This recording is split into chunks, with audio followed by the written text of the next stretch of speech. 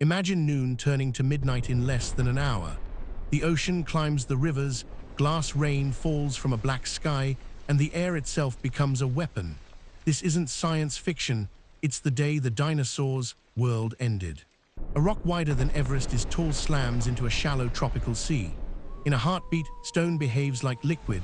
The crust ripples, a cavity bigger than a city opens and rebounds, throwing a mountain of water and vaporized earth into space. Shockwaves sprint around the planet. Within minutes, a hail of glassy spherules, tiny marbles of melted rock, begins to fall.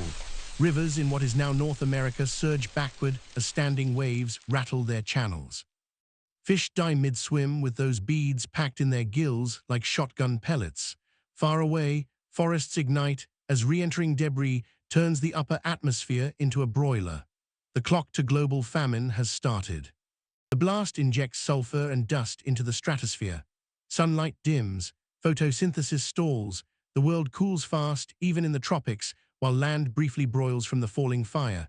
Oceans stratify and run low on oxygen. On land, food chains snap from the bottom up.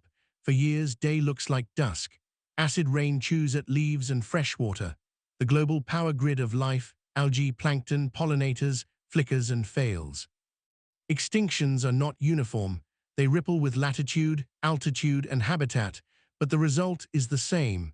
Most large plant-eaters starve, and their predators follow. Survival wasn't luck. It was a filter.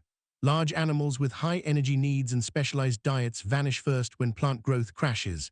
Generalists, seed-eaters, detritivores, carrion opportunists have options. Creatures that could hide, burrowers, freshwater dwellers, shoreline foragers, find pockets of oxygen and food. Eggs with hard shells, seeds with built-in rations, and dormant stages like spores act as life. Flyers skip barren patches. Small bodies warm quickly and need less fuel.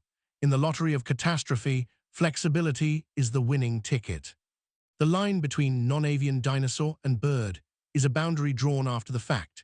Many small feathered theropods were already experimenting with flight, perches, and beaks.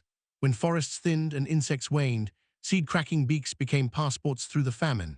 Avian dinosaurs with fast generation times and adaptable diets threaded the bottleneck. Their bigger ground-running cousins did not. Every sparrow outside your window is a survivor's story written in bone and feather. Even before the rock, Earth was rumbling. Lava spilled for hundreds of thousands of years from giant fissures in India, the Deccan traps, pumping CO2 and toxic gases. Some see the impact as the knockout punch after a long weakening. Others argue the impact itself jolted the plumbing of those volcanoes, briefly turning the taps. Either way, ecosystems were stressed, and the asteroid made that stress instantaneous, global, and inescapable. After the firestorm came a fungal bloom, dark, damp, and everywhere. Ferns followed.